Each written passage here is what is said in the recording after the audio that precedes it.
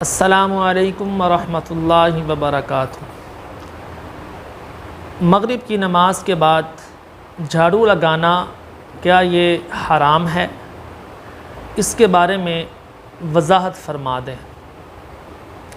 ناظرین، مغرب کی نماز کے بعد جھاڑو لگانا کیسا ہے؟ دیکھیں، نہ تو کوئی حدیث ملتی ہے اور نہ ہی کسی بزرگ کا قول ہے، یہ لوگوں کی بنائی ہوئی باتیں ہیں۔ تو دیکھیں نا، گھر میں اگر گند پڑ گیا ہے، اب بندہ گند مار کے بیٹھا رہے، صفائی نہ کرے، تو یہ اچھی بات نہیں ہے، کیونکہ حضور صلی اللہ علیہ وسلم کا فرمان موجود ہے کہ صفائی ایمان کا آدھا حصہ ہے، تو صفائی نصف ایمان ہے۔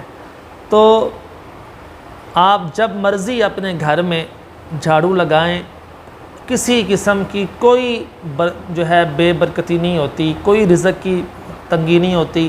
یہ لوگوں کی بنائی ہوئی باتیں ہیں، ان سے خود بھی بچیں اور دوسروں کو بھی بچائیں۔